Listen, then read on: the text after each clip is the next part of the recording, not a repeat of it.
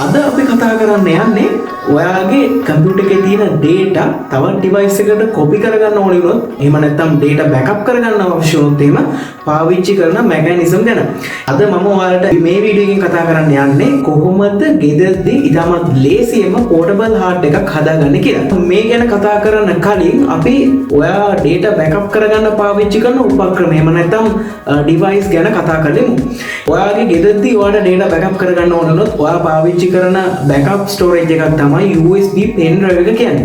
ඉතින් මේ pen drive ගැන කතා කළොත් එහෙම මේකේ GB ප්‍රමාණයක් තියෙන capacity එකක් තියෙන උදාහරණයක් විදිහට 8GB 16 32 64 වගේ capacity එකක් තියෙනවා. ඉතින් ඔයාලට සම්පූර්ණ කම්පියුටර් එකේ data ම backup කරගන්න ඕන වුණොත් එහෙම ඔයාලට බෑ කම්පියුටර් එකේ සම්පූර්ණ data backup කරගන්න. මොකද මේකේ capacity එක limit ඉඳලා.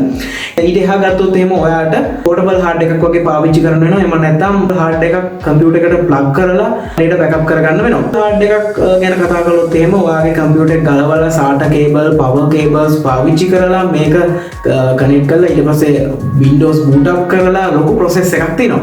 ඉතින් මීට වඩා ලේසි ඔයාලට වෙනම USB plug කරගන්න පුළුවන් mechanism එකක් එහෙම නැත්නම් portable hard එකක් වගේ තිබ්බොත්. ඉතින් මම portable hard එක ගැන පොඩ්ඩක් skip කරලා මම යන්න cloud storage එකට. ඉතින් cloud storage එකක් ඔයාලට තිබ්බොත් ඔයාගේ device එක fail වුණත් කිසිම ගැටලුවක් නැහැ. ඔයාලට ඒ data ටික ඒ විදිහටම copy කරගන්න පුළුවන්. හැබැයි මේකට license එකක් ඔයාලට monthly හරි එහෙම නැත්නම් අවුරුද්දකට වගේ ගෙවලා ගන්න වෙනවා. නැත්නම් ඔයාලට මේ cloud service එක පාවිච්චි කරන්න බෑ. උදාහරණයක් විදිහට ගත්තොත් OneDrive, Google Drive වගේ දේවල් පාවිච්චි කරන්න පුළුවන්. ඉතින් මේක normally දෙන්නේ limited capacity එකක්. ඉතින් ඔයාලට premium එක license එක සල්ලි දීලා ගන්න වෙනවා. ඊට එහා company වල වගේ data backup කරගන්න ගත්තොත් එහෙම network attached storage එක එහෙම නැත්නම් අපි කියනවා NAS එක කියලා. මේ NAS එක පාවිච්චි කරලා තමයි data backup කරගන්නේ. මොකද company එකක වගේ data backup කරනවා කියන ලොකු data ප්‍රමාණයක් තියෙනවා. ඉතින් ඒ නිසා network එකට attach කරපු වෙනම NAS කියන device එකකට data backup කරනවා. ඉතින් ඒකේ වාසි අවාසි ගොඩක් තියෙනවා. ඉතින් අපිට ගෙවල් වල NAS එක පාවිච්චි කරන්න බෑ. මොකද යන cost එක සහ ඒ වගේ දේවල් හින්දා. ඉතින් NAS ගැන අපි ඉස්සරහට වීඩියෝ එකකදී කතා කරමු. ඉතින් අද මම ඔයාලට කතා කරන්න යන්නේ ගෙදරදී කොහොමද portable hard එකක් ඉතාමත් ලේසියෙන් හදාගන්නේ කියලා. ඉතින් අද මම කතා කරන්න යන්නේ portable hard එකක් ගැන කියලා මුලින්ම වීඩියෝ එකේදී කිව්වා. ඉතින් අද මම කතා කරන්න යන්නේ මෙන්න මේ portable hard එක ගැන.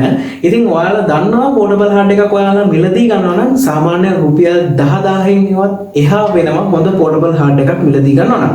ඉතින් අද මම කතා කරන්න යන්නේ ගෙදරදී කොහොමද ඉතාමත් අඩු මුදලකට portable hard එකක් හදාගන්නේ කියලා.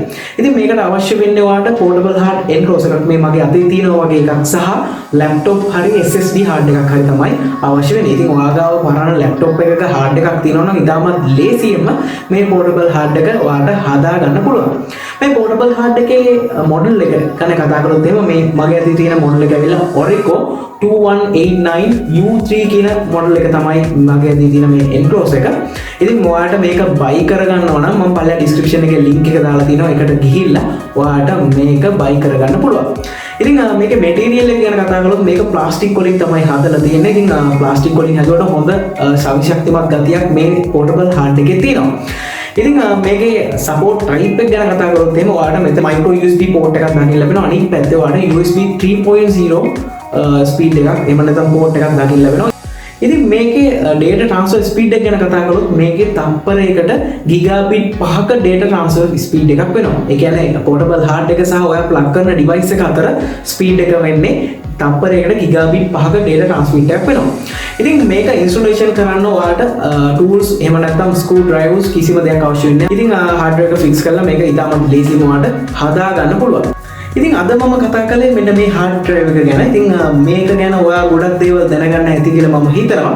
ඉතින් ඔයාලට ගෙදරදී දැන් ලේසියෙන්ම portable hard එකක් පාවිච්චි කරන්න එහෙම නැත්නම් installation එක කරගන්න පුළුවන්. ඉතින් මේ වීඩියෝ එක ඔයාලට ගොඩක් වැදගත් වෙන්න ඇති කියලා හිතනවා. ඉතින් මේ වීඩියෝ එක තවත් කෙනෙක්ට බලන්න මේ වීඩියෝ එක share කරන්නත් අමතක කරන්න එපා. ඉතින් අපි ඉදිරි වීඩියෝ එකකින් එන්නම්. ඉතින් අමතක නොකර පල්ලෙහා තියෙන රතු පාට subscribe button එක ඒක press කරන්න. ඒ වගේම bell icon එක click කරන්න අමතක කරන්න එපා. එතකොට ඔයාලට අපි මේ වගේ වීඩියෝ එකක් දාපු ගමන් ඔයාලට notification එකක් විදිහට අලුත් වීඩියෝ එකේ notification එකක් ලබා ගන්න පුළුවන්.